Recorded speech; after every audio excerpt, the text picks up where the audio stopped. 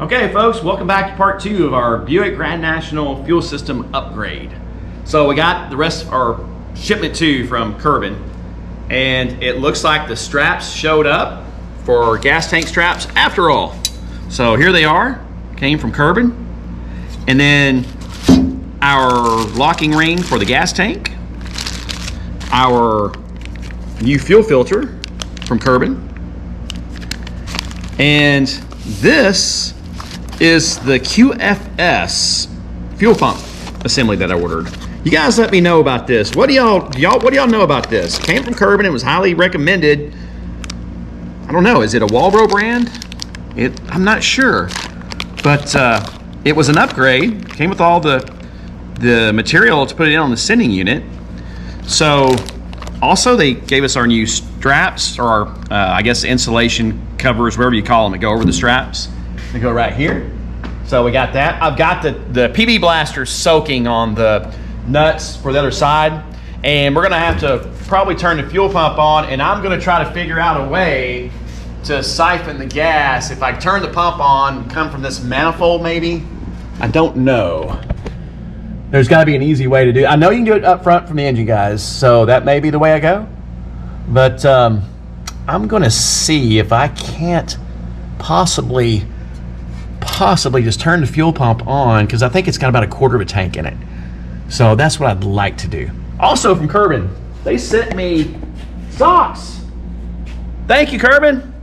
Love them, man. I'm gonna wear these bad boys. And by the way, if my dad was still alive, he'd be calling Kerbin up and saying, hey, I want 6 more pair of these. And they sent me some cool magnets. Check out my magnets. Love it. Love it, man. So let me just kind of say, you know, I did several videos on our Pontiac. Whenever I built Pontiacs, Butler's my go-to supplier. And on the Buicks, I know there's a lot of good ones out there. You guys have commented, gave me some suggestions.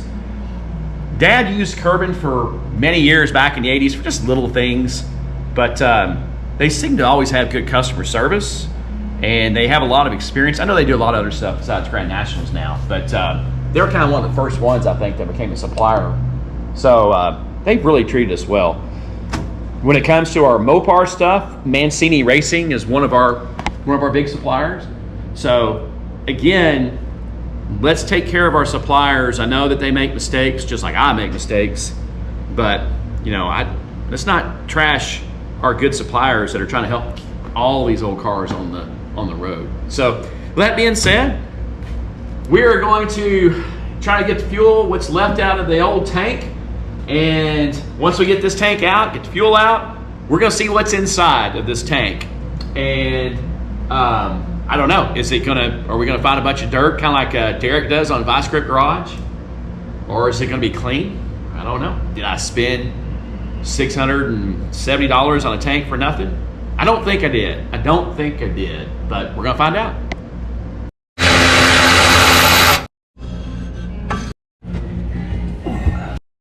So here's how I'm gonna do it. I'm gonna go ahead, I've removed the 3 fuel lines. Well, I got one more to remove, but I think one may be a vent. I'm not sure. I know one's a return, of course, but I'm gonna have Trish get in the car here in a moment. I'm gonna lower it down, of course, where she can get in, turn the key on, and I'm just gonna pump this fuel into the tank. And see this fuel here, after we look at it in what's in the tank, I'm gonna go ahead and dispose of it. I'm not gonna put it in any of our other cars, but I don't want it to go to waste. And obviously I also don't want to remove a fuel tank with fuel in it. I don't know how many times we do EFI conversions and everybody wants to bring us a full tank of gas. But we're gonna see if this works. Okay, go ahead and turn the key on.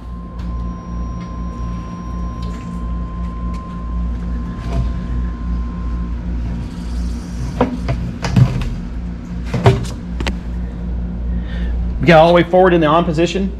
Yes. Huh.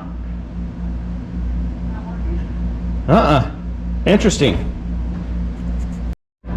So for whatever reason, I'd like you guys out there to tell me why. I had Trish get in the car after I disconnected all 3 hoses coming from the fuel manifold coming from the tank. turn the key on and it wouldn't do anything. The pump wouldn't come on. There has to be something, I'm sure, maybe had to pressurize first or so. I don't know.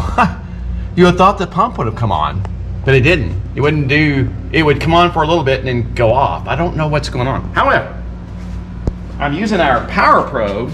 If you don't have a power probe, I highly recommend one. So I'm just disconnecting the fuel pump from the relay up here. I connected the ground to the tank, and it's the one on the far left here. And I'm just gonna go ahead and drain it like this. As you can tell, she's pumping right on out. So we're gonna get her pumped out, and then we're gonna remove our tank.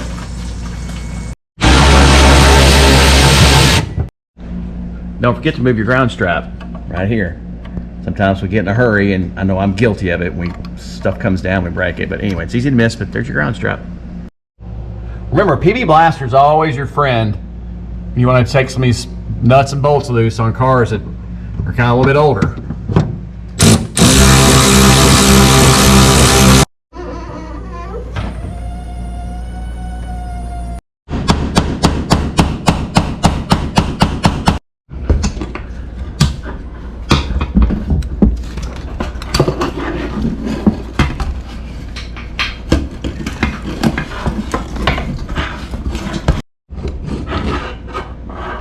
There it is.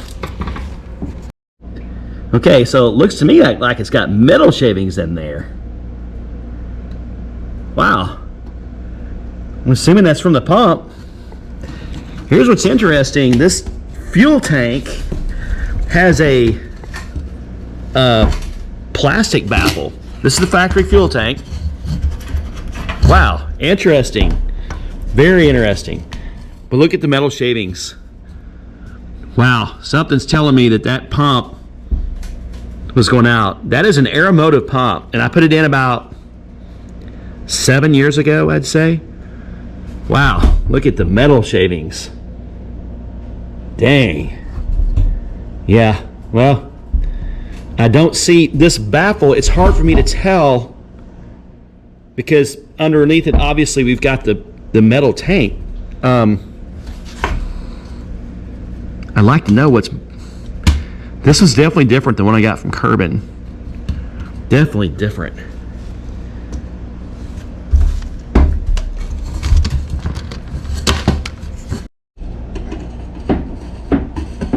I'm taking my magnet. I don't know if this stuff is ferrous or not to stick onto the magnet. Let's see what we've got. Yeah, look at that. Ooh. Ooh. Now, here's what is possible. You know, when I took the tank out the first time and I put the new pump in, I don't remember seeing any of this. But was it there before with the old factory pump? I don't know. I don't remember that being there. But geez, man, this is bad. Okay, you just saw what we found in the gas tank. I took the sock off, and you can see, maybe my light's too bright, I don't know, but there are some shavings there. There's some metal shavings that got into this sock. And if you look at the pump, you can tell that pump, you see that? That pump got some crud in it. So if I were to be a guessing man, I would say this pump somehow might have been compromised. This is an Aeromotive pump. It's an Aeromotive Stealth 7, no, excuse me. Let's see, that looks like it's a 11540. You guys tell me, was this a good pump that I bought previously? I don't know. I know it fixed the problem with the old pump for sure. The old pump was definitely going out because the car would just got to where it didn't like running. It would die, and that's when I figured out when I put a fuel pressure gauge on it that, oh, had a fuel pump issue. But was this pump made to last long? You guys tell me. And this came off of our magnet. There's a lot more in there. Not a whole lot more, but there is more in there. Plenty. I can get more, but you see that we got metal shavings. So yeah. Okay, so now I've wired in our new, I think it's QFS pump from Kerbin. Just wired it in the negative and the positive sides. You got a little plug here that unplugs. You've got one wire that goes to this plug. It's for your sending unit. Comes up here, goes to your 3-way plug. So that's all on. We've got our new sock on. We flushed out our lines with Berryman's B12 carburetor cleaner. Everything looks really good. So now we're going to go ahead and install our new fuel pump and sending unit assembly.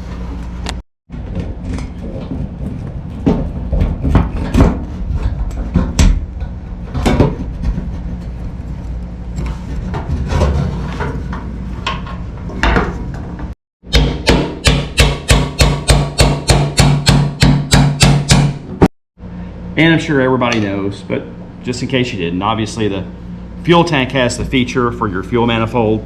Your lines coming through, your fuel manifold goes back on the front of the car.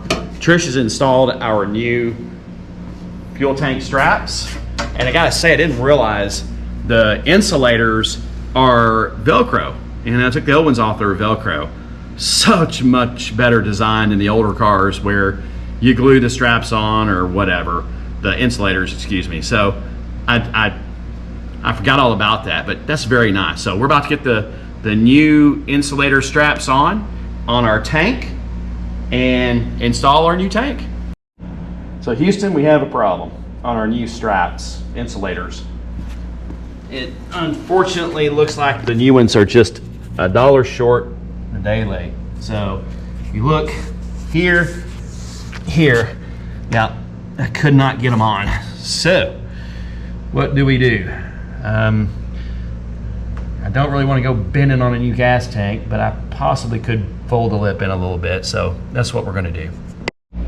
Okay, so Trish to the rescue on this one. So she said, hey, you know that Velcro stuff we use when we go to put on some cars, they want the handheld to be Velcroed somewhere where they can see it or under the dash, on the way I have it on the Charger. Right here, she took some Velcro, it's cut to fit. She came over here and actually cut a few pieces and spliced them in, and there you go. Our new insulators are on. Now remember, once the straps are on, the tank is up against the body right here. They're not going anywhere. It's just to insulate the tank, rubberize it, so it's not scraping and whatever against the body. But yeah, quick and easy fix. So about to put the tank in.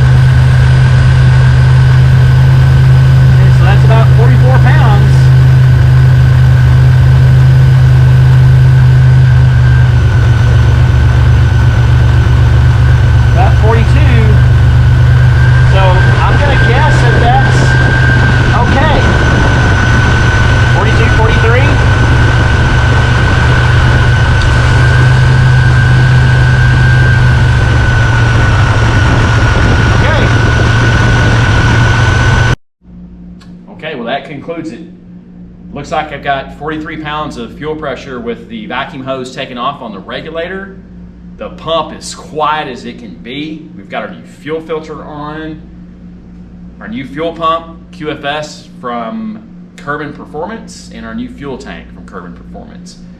So early in the video, you saw that tank had metal shavings in it. I'm gonna guess probably most likely, obviously,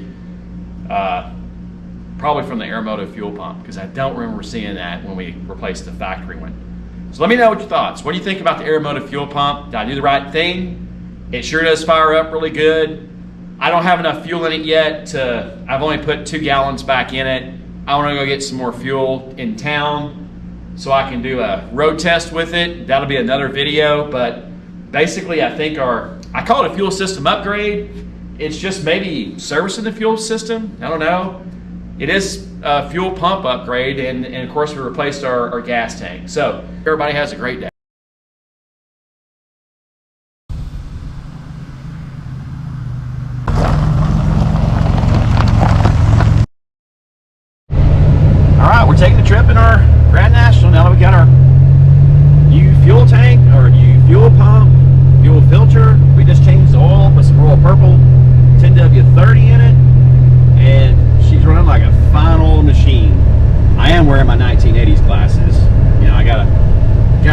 the Era, of course. But I'd rather the Charger. I gotta wear my 1960s glasses. But anywho, that doesn't matter. So I got the AC on. I'll turn it off for just a moment. And of course, there's a car coming, but it's doing Grand National stuff. So yeah, that wasn't forward. I'm just giving it some gas, and she immediately goes off into boost. One thing I noticed, I made a trip before this trip here, and I was on this road here, and I came back and I stopped, and I went ahead and poured the wood to it, poured the coals to it, and the boost gauge went way over in the red. I've never seen it do that before. It does have the turbo tweak chip and the bigger injectors, but that boost gauge, man, she shot way past the 15. Of course, I know these are not that accurate. It's got the factory little boost gauge, but wow, she runs really good. You know, I don't abuse the car. I just like to drive it, but I do like it to run like it should. But I think that fuel pump definitely made a difference. We noticed when we primed it, we first turned the key on, it went up to the 43, and then with the old pump, I don't know what was going on, but it would bleed way back down. I mean, to 0. And I know it bleeds back down. I get it. It just primes, and then, you know, you prime it, and then you start it, and you get your fuel pressure back up where it needs to be. But this one seems like it was maintaining fuel pressure upon prime. And of course, we set it. You saw here on the earlier in this video. But wow, she's running really good. Again, I don't get too carried away with it because I've only got 91 octane in it. I always put some octane booster in this thing just to be on the safe side. It does have the 36-pound injectors. I changed injectors out about 4 or 5 years ago to the 36-pound injectors, and the tip end improved drastically when I put those bigger injectors in. I do notice it doesn't get the mileage that it used to get, but who cares? It's a Grand National, right? So as you can see, it does what it's supposed to do. Again, I don't want to piss my neighbors off or anything like that, but just giving it gas from, you know, from a dig here. Just gonna start. Oh yeah. Yeah, okay. Yeah. It's running fantastic. Running fantastic. So looks like everything was a success. Back up in overdrive. So now there's a couple things we've got to do. We've got a pinion leak in the back. It's been there for a bit. I did have to fill it back up with some differential fluid, the posi, actually my AMSoil that we just put in Kevin's Dart for his posi track. So we had to fill that back up. We're gonna have to address the pinion leak, and we're gonna do some spring cleaning. So all you Grand National turbo folks out there know what spring cleaning is. It's never been done on this car.